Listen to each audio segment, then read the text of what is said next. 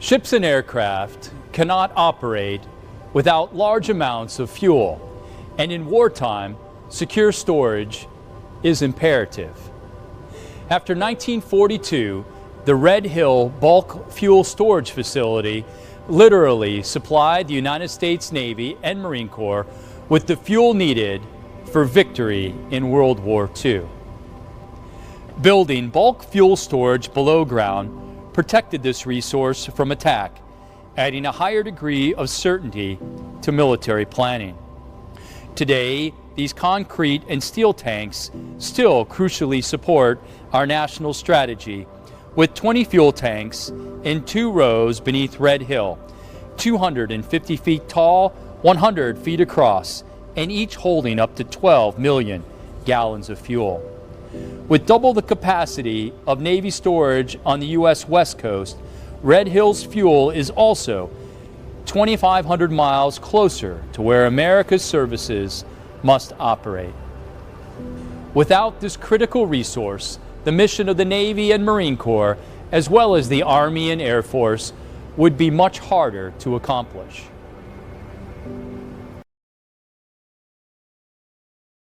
A dry dock may not seem as exciting as a ship or a battlefield, but the dry docks at Pearl Harbor hold a place of honor for their pivotal role in world history.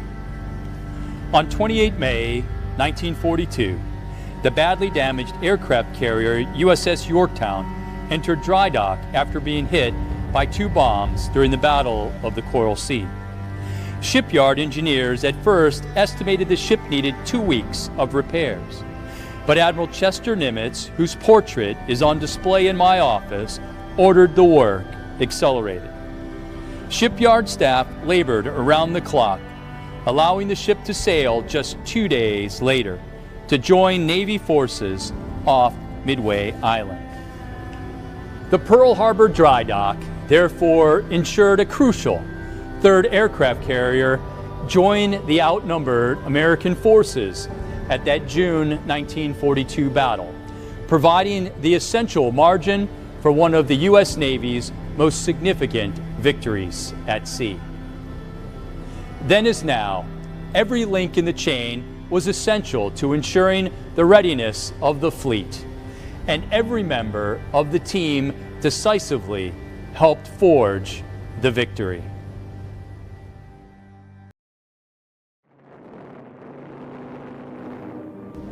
On 7 December 1941, Japanese planes struck the U.S. Marine Corps installation at Ewa Airfield at the same time they struck Battleship Row at Pearl Harbor. The airfield hosted the Marine aviation squadrons responsible for combat patrols near the island and the Marine Defense Battalions responsible for protecting Pearl Harbor. This was the first of many engagements for a corps that would battle its way across the Pacific, island by island, fight by fight over the next 4 years. Many of the fiercest fights in the history of the Marine Corps, Tarawa, Roy Namur, Saipan, and Iwo Jima, among others, began with training in Hawaii at the Maui Amphibious Training Center or at Camp Tarawa on the Big Island. It was in Hawaii that many prepared for every climb and place, with the drive and professionalism of every Marine in the long and proud history of our Corps. From the hellish jungles of Guadalcanal to the deadly beaches of Saipan to the windswept rocks atop Mount Suribachi, they left their mark across the Pacific and across the pages of history. Semper Fidelis.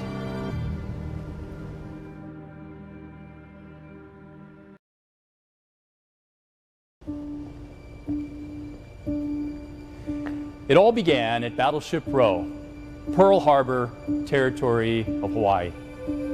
The Pacific dawn of 7 December 1941 was shattered by the surprise attack by the Empire of Japan upon the U.S. naval forces stationed there.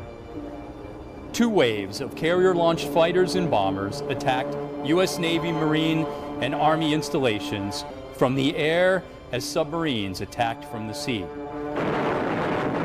Shortly after 0800, USS Arizona suffered a mortal wound when an armor-piercing bomb penetrated her decks and ignited the ship's forward ammunition magazine.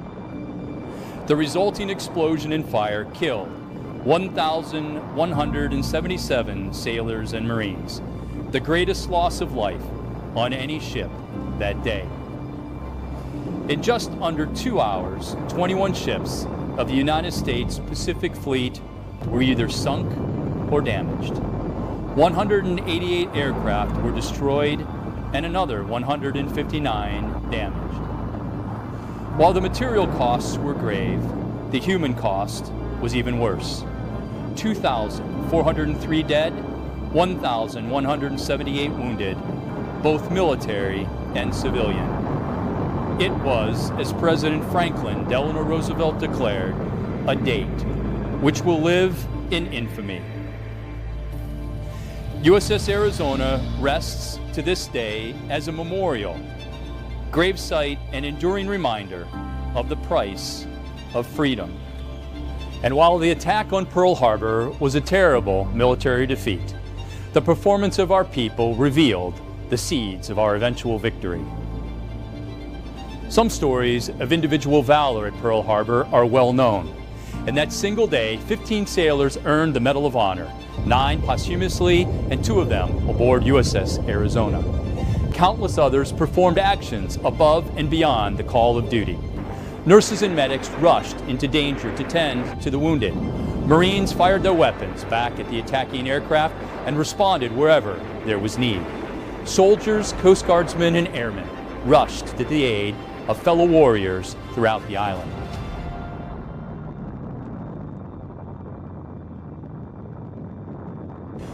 With solemn reverence and respect, we must always remember those who made the ultimate sacrifice on that December day in 1941.